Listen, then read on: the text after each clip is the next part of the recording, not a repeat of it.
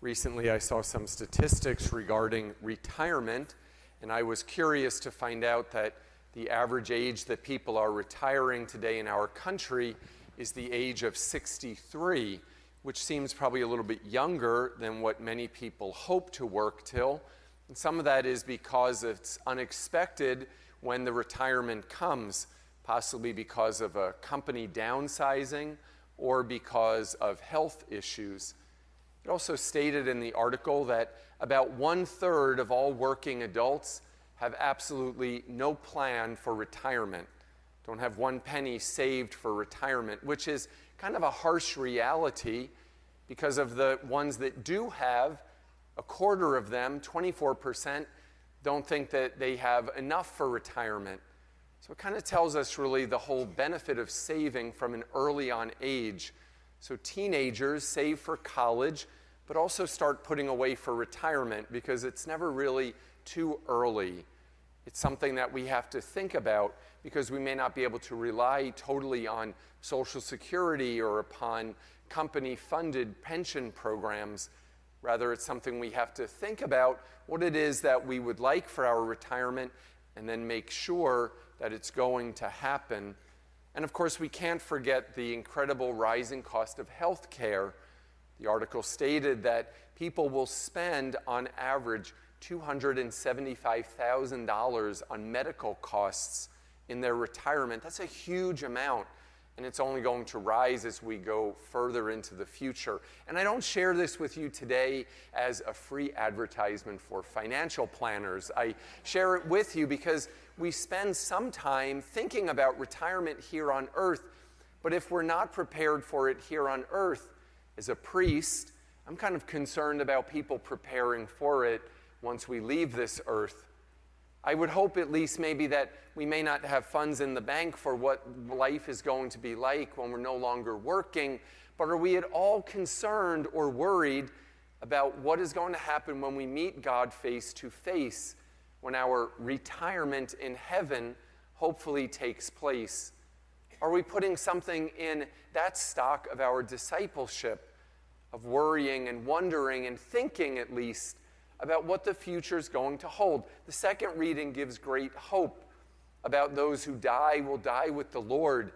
But the gospel reading has a parable, a story about being prepared and making sure that the door is not locked, to ensure that the door is open for us.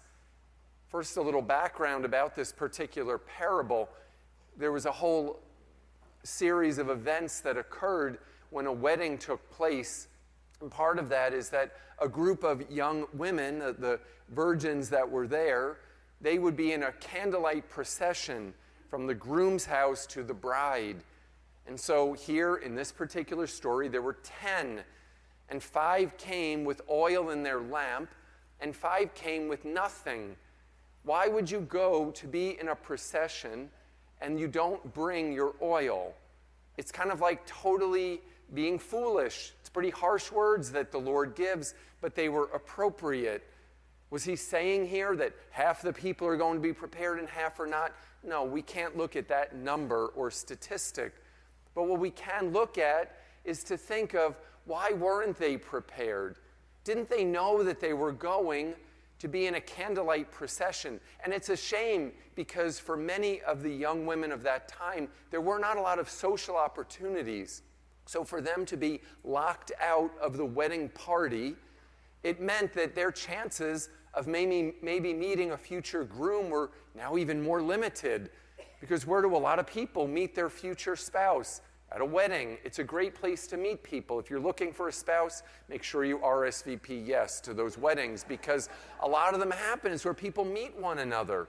Very common, very popular today. And it was no different back then. So they kind of removed themselves from the social aspect, and their social opportunities were already limited. We also might say here, well, wasn't it kind of mean then of the 5 that had oil to not share with the 5 who didn't? Gosh, isn't that contrary to what the Lord tells us? Aren't we taught from a young age to share, that we should share what we have? Well, in this particular case, the Lord is saying it was okay for them not to share because there's some things in life that maybe cannot be shared. Perhaps it is that gift of riding on coattails into heaven on someone else's faith. Or perhaps riding in the coattails of heaven on the grace of God that someone else did for us. Those things are not transferable. When it comes to our personal salvation, when it comes to being in heaven one day, it is something that each one of us individually has to be concerned with. Now, we can pray for other people. We can lift them up. We can try to intercede for them. But it's up to each person to be held responsible and accountable for their actions. And that's what the point Jesus is trying to get across, that those 5 who came, who didn't seem to be at all concerned, and then they all fell asleep. And then they go there to the gate when they suddenly were prepared on their time, and the door is locked. And the bridegroom comes out and says, guess what? I don't know you. What does it mean to know somebody? It doesn't only mean to know about them, it means to know them. And when it comes to God, God wants to know not only about us, but he wants to have a relationship with us.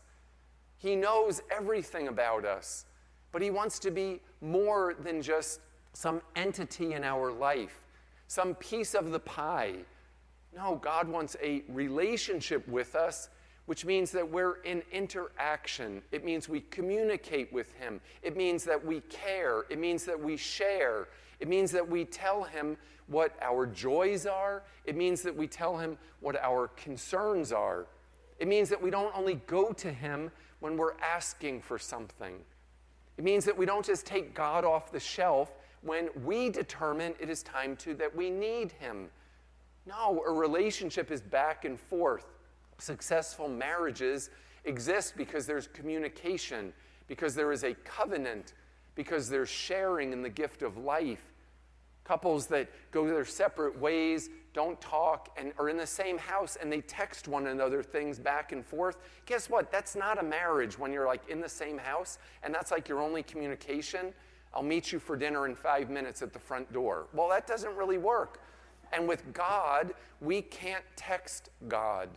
That doesn't work. He wants to know what's in the heart. He wants an investment of ourselves. That is what knowing someone is. Do we want to go to heaven one day and be told, I don't know you? Are we at all concerned about what that future looks like with him? Are we willing to be held responsible and accountable for what our future is in our relationship with God? It's not something to be scared about, because inevitably, God loved each of us into existence. So much he loved us that he wanted us to be here, and he wants us to be with him in the kingdom.